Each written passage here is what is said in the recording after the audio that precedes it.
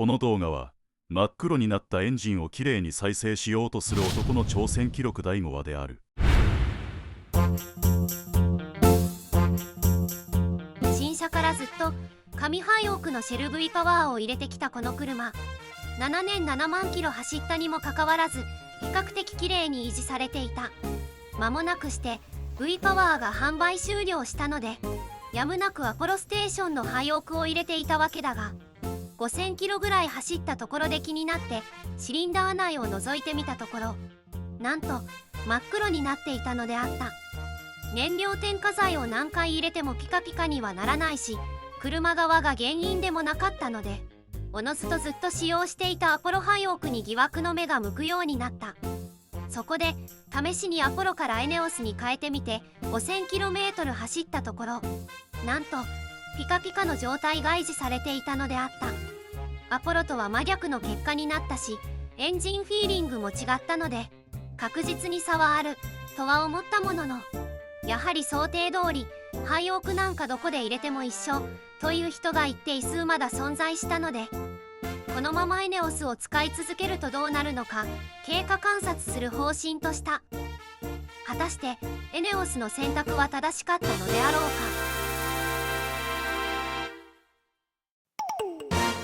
宿命の超対決、激突、エネオス対アポロ。何？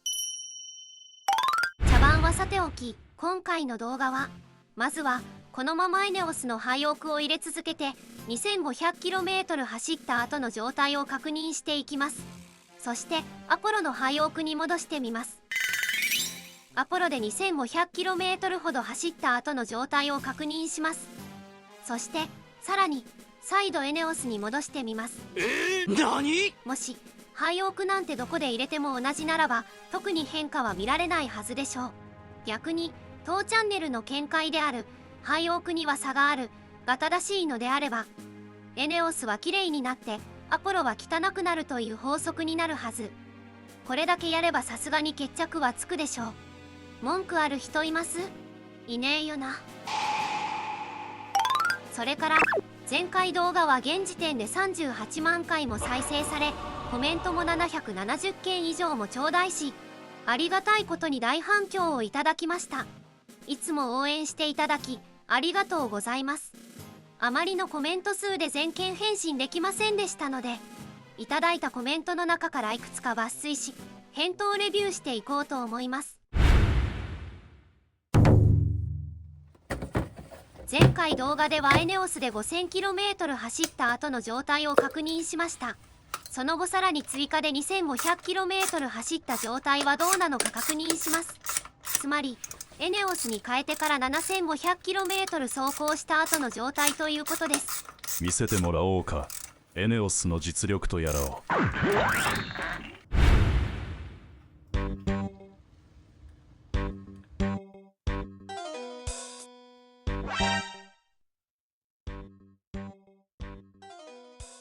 7500km 走った割には綺麗な方じゃないですか。ちなみに 5000km 走行後はこちら。この間は高速ばかり走ってたわけでもなく、どちらかというと一般道の方が多い走行環境でした。にしては綺麗な方かと。中央部分は一応まだまだ金属面が見えていますし、シェル V パワーには及ばないかもしれないけど、だいぶマシなような気がします。シリンダーヘッド側も見てみたけど、前回 5000km と大差はないですね。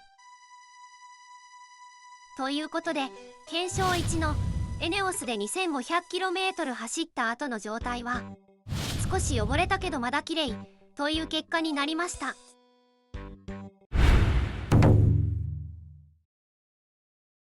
なぜアポロに戻したのかというと、実は北海道に走りに行きまして、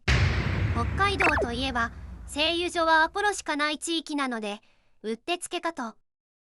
前回動画にもこのようなコメントがありました。もう一度アポロに戻して汚くなるのを見てみたいです。北海道の出光製油所の市町村に住んでいるので、どこで入れてもここだわ。前は別の市町村でエネオスも生成してたけど、ガソリン生成やめたので、出光一本になってしまった。つまりアポロの純度が高そうなところならアポロを試してみようということ。混じりっけなしのアポロ純血だと結果はどうなるかということです。さらに北海道といえば映像の通りずっと巡航速度で走れるところで、カタログ燃費超えは当たり前。デポジが最もたまりにくい走行環境でのテストになります。つまり圧倒的に有利な条件。ここで汚くなるなら日本中どこで走っても汚くなると言っても過言ではないかと。この条件で文句ある人います？いねえよな。見せてもらおうか、アポロの実力とやらを。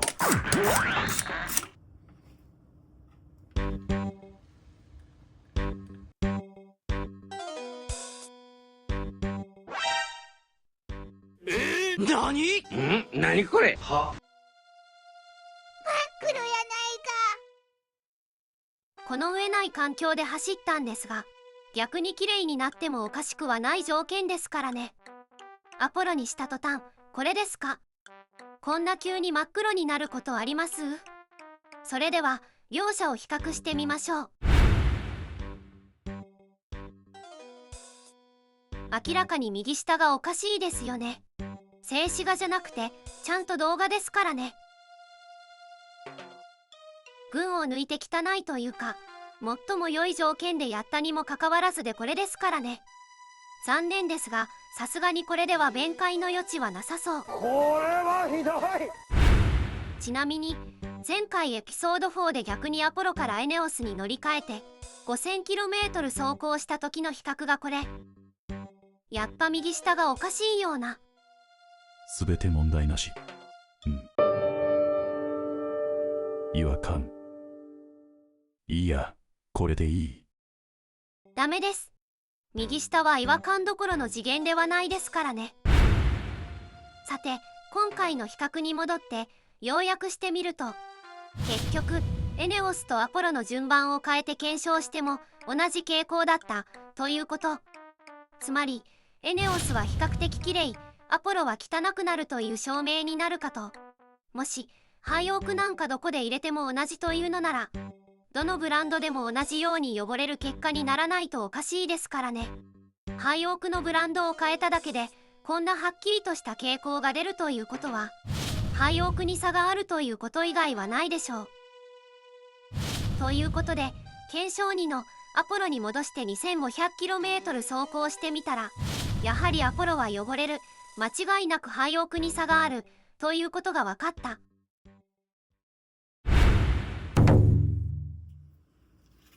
試しにアポロで真っ黒になった状態から再度エネオスに戻してみた。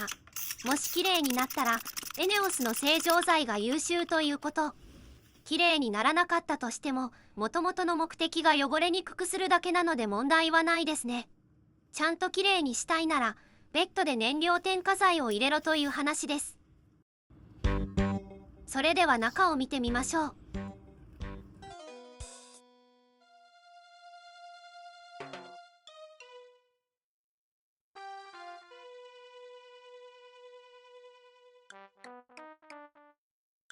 あまり変わってないかもですね。若干は黒さが増しというか、強いて言うならこの辺りはやや金属面が見えかかっているかな。そんなに大差はないので誤差ということも考えられますね。これは参考程度に留めておくのがいいでしょう。検証3の再度エネオスに戻して 1500km 走行は若干は綺麗になった気がするが、さすがに無理があったということでした。汚れにくくはするけど汚れを落とすまでの効果はないということでしょう。もっと走れば結果が出るかもしれませんが。ではなぜこうなったのでしょう。おそらく否定的に見られている方にとったら受け入れがたい結果でしょう。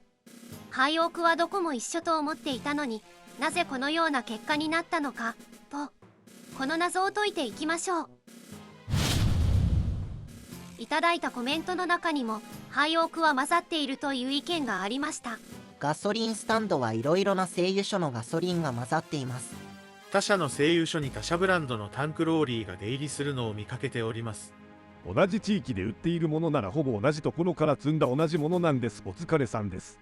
メーカーに関係なく近くの製油所輸送所からの配送なので、販売店のマークに関係ない燃料が SS の地下タンクに入っています。自分の地域では出光コスモ旧シェルが混ざっている SS もあります。まずはコメントいただきましてありがとうございました。私の見解としては、混ざってるところもあれば混ざってないところもあると思っています。日本全国だと大体は混ざってないけど一部は混ざってると思ってる。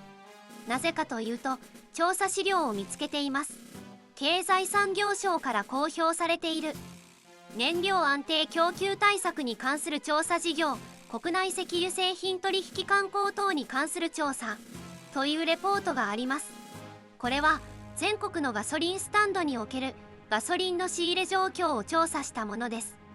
その中に系列玉、行天玉の仕入れ状況の調査があります。系列玉は系列の元売りから仕入れたガソリン、行天玉は自社系列で販売しきれなかった分をノーブランド品として横流ししたものになります。つまり系列玉は混ざっていなくて行天玉は混ざっているものでは、結果を見てみると8割から9割は行天玉を全く仕入れていないと出ている。図の赤く囲ったところが行天玉の購入 0% と回答した店、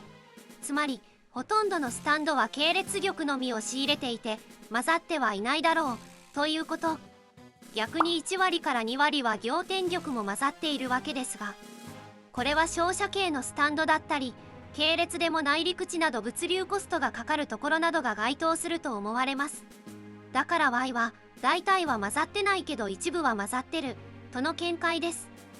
さっきの検証結果も大体が混ざってないのだからブランドで差が出るのは当然と思ってる。他社ローリーが入っているのを見たという話も、行天玉を仕入れている店もあるんだから当然だよなと思ってる。だから Y はこれまでの動画の中では全部混ざってないとも全部混ざってるとも一言も言っていないんだよね。全部が白や全部が黒とかではなく、大体は白だけど一部は黒もあるという感じかなと思ってる。木を見て森を見ずではなく、ガソリン業界という森を俯瞰して見てみるとこのような結論になるということでしょうか。この動画を見ている方の中にはどっちを信じていいのかわからなくなったんじゃないでしょうか。はい、ネットの情報やオールドメディアの情報を鵜呑みにしてはいけないですよ。Y は判断材料を与えただけなので、信じるか信じないかはあなた次第です。この動画を見て世の中の方がどちらを信じているのか気になるので、大体は混ざってないけど一部は混ざってる説を信じるという方は、いいねの1票もしくは一言でもコメントをいただければ助かります。逆に違う説という方は、なぜこのような検証結果が出たのか教えてほしいです。なぜ廃屋の銘柄を変えただけであんな差が出るのかという謎。前回動画で Y がエネオスに変えたらフィーリングが変わったといったことに対して、最近出光からエネオスに変えた、なんとなく違いがあるような気がする。主の動画を参考にしてエネオスを数回廃屋を満タンにして走行していますが、入れた途端レスポンスに変化があり向上していると実感していますという意見がある一方で、あくまで体感ですけど走りに差は感じないですよというコメントもあったりで、意見が割れていたりします。この点については、まずは燃料添加剤を入れて一旦シリンダー内をきれいにしないと違いは感じにくいかと。先ほどの検証でもあったように、アポロでシリンダー内が汚れた状態からエネオスに変えたとしても汚れが異常燃焼の原因になるので、あまり実感はしにくいと思います。 Y もこの検証中はさほど違いは感じられなかったんですよね。一旦添加剤できれいにせず切り替えた場合は給油2回目で違うかなと感じ始めたので、実感まで時間はかかると思います。ガソリンはアポロでも何でもいいので、燃料添加剤を入れて一旦汚れを落としてください。その後にエネオスを入れれば違いがわかるはずです。違いが分かったという方は、おそらくシリンダー内が比較的綺麗な状態から変えたか、変化の違いが分かる感覚の鋭い方ということでしょうね。調査結果を見ると、仰天力を 30% 以上混ぜてるスタンドは数%しかないので、エネオスに固定さえしていれば、あとは気にしなくても問題なさそうだが、できれば系列玉だけのスタンドで入れたいものです。ではどう選べばいいのか。わいもよくわからん。なんとなくこの条件であれば大丈夫そうというのしかないです。